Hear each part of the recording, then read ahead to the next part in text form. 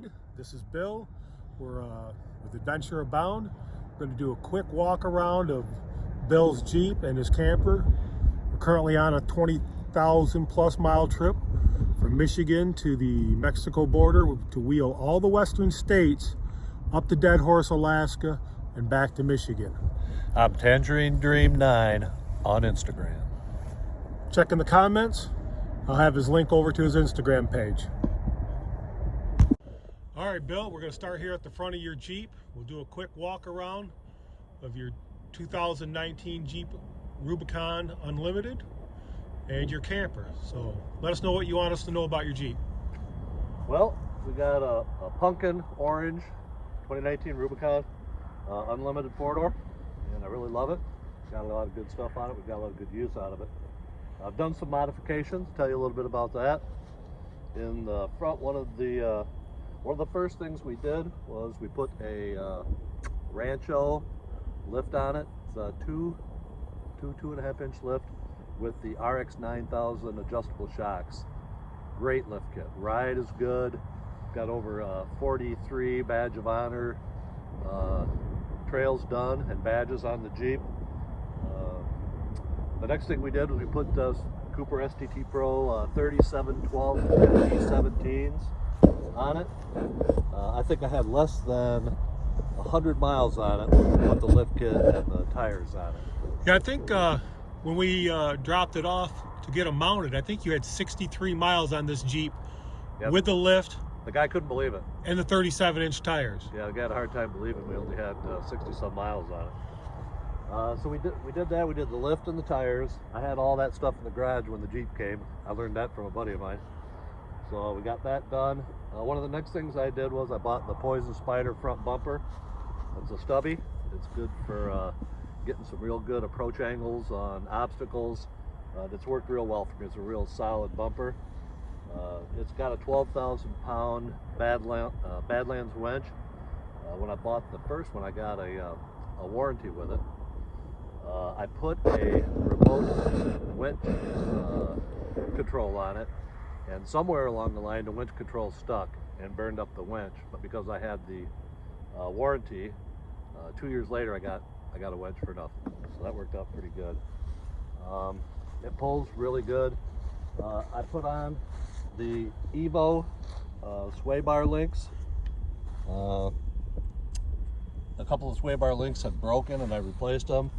The Evo sway bar link seems to be a lot more durable. I haven't had any trouble yet, since then. I put on the Yeti Steer Smart 1.5 ton front drive stuff. The Pittman arm, the track bar, all of that. I also put on Dynatrack. What were they called? Ultra. The heavy duty ball joints? Yeah, the heavy duty ball joints from Dynatrack. And it looks like RCV axles up front? Yep, we put the RCV axles in there with the FAD front disconnect still in it. So we get some good gas mileage out of it. I've got the Rancho. If you look down there, you can see I got the Rancho skid plate for the front differential. All working real good, real good. You can't see it, it's under the hood, but I have a ARB single lung air compressor under the hood, and I've routed the wires down so that my air chuck is right under the bumper, and then the air intake is up here on top. I put the rock rail bumpers on there, and they, as you can see, they have taken up a lot of stress. We've done a lot of trails with this. I want to scan some of your badges here real quick. Yep, that's all on the one side. Oh, what else we got? I got the 67 design rail for the extra stuff. The parts are miscellaneous. I got a bulletproof phone holder, carbon fiber, and I'm not sure what the other ones are. They're miscellaneous. I have the Motorola. How many watts is that? Is that the 140? Yes. I think I got the 140. I got the smaller one, and it just fits really good. inside the space provided there. We use that for a lot of trail talking. I've got an S7 pad. I don't really use that very much. I do almost everything with my phone. Trailer brake thing, we put that on. It was an easy install, plug into the pedal. It's got a what's the Z Performance taser. So you can adjust the tire size and the gears. Which reminds me, we took out the 410 gears and put in the 513. Helps a lot. Gets more of 8th gear and 7th gear. The rear bumper is a Rome bumper. The spare tire carrier is really good. I like that. It's got a lot of hookups. I like that. I had a little trouble with the third brake light that was behind here. The bracket had a design flaw and it cracked.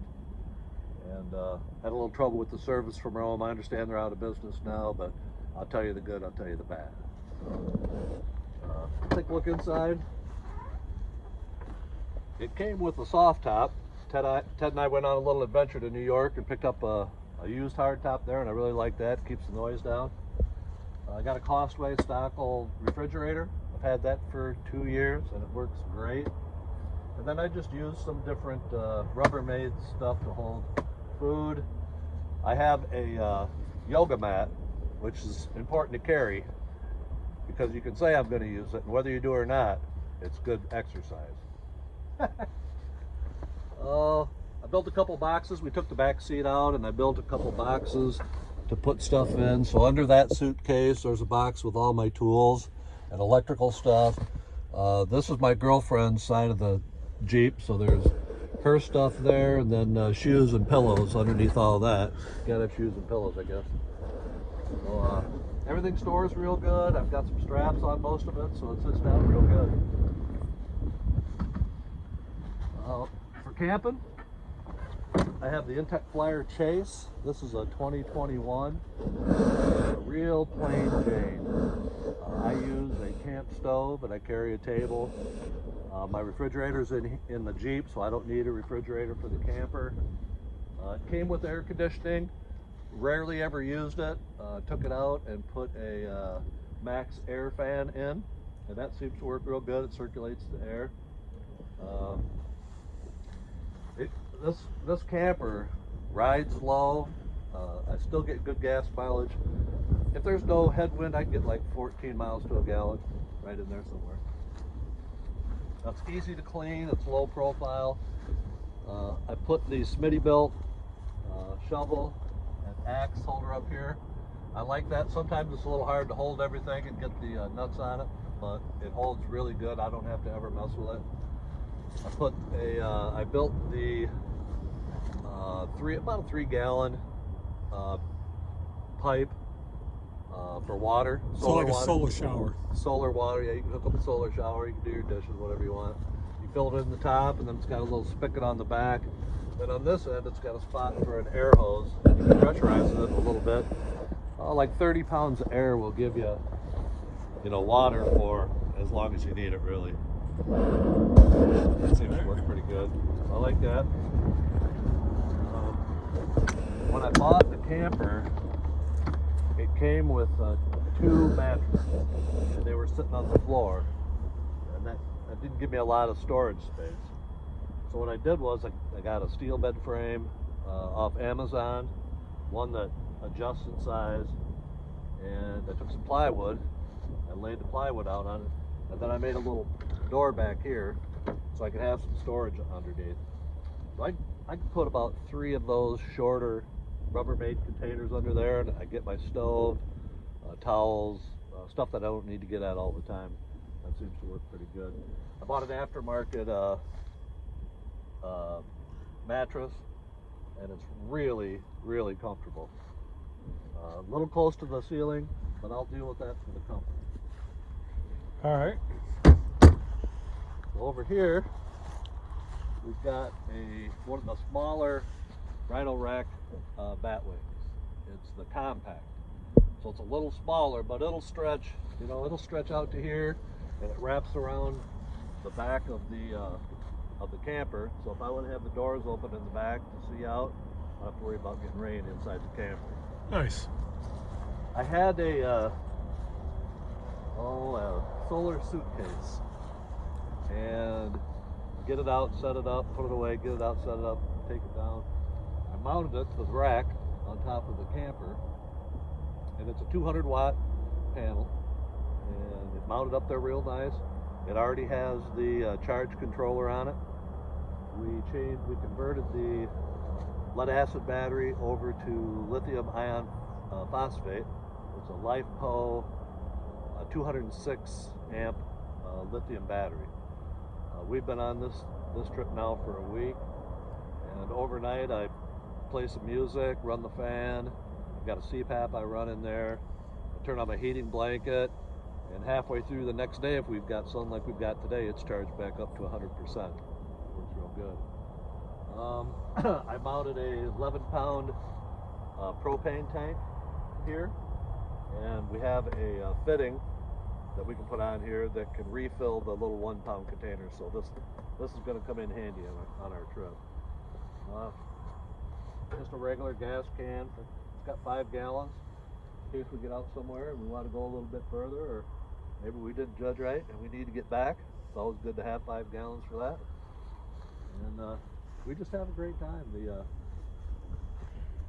I have to give super kudos to the STT Pros.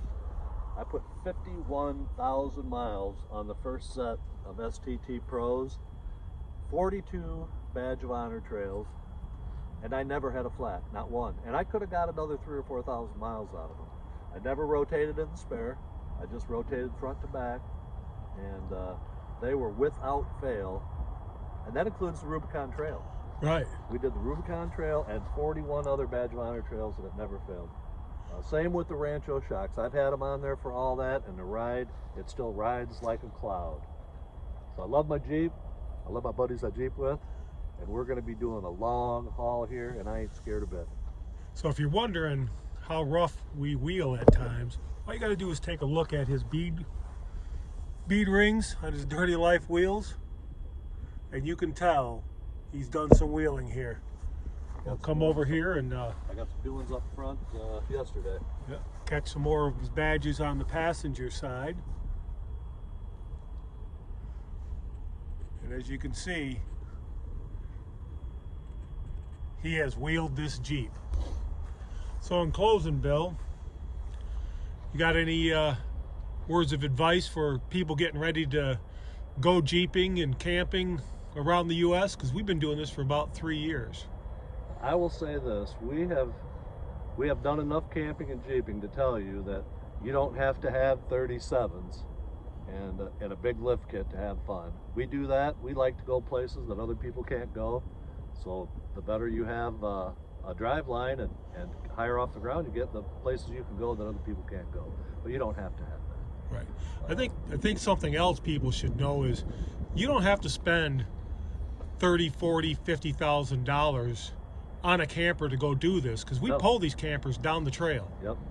We try to keep it under, you know, that you're not supposed to tow 3,500 pounds. I think my camper dry weight is like 2,000 pounds. It pulls really nice. I still get good gas mileage. We've done other kinds of camping with motorhomes and stuff where you get like 7 or 9 miles to a gallon. I can get 14, I can get 12 pretty easy. Right. All right. Well, Bill, thanks for giving us a walk around of your Jeep and your camper. Let's go on some more adventures, buddy. Yes, sir, we will.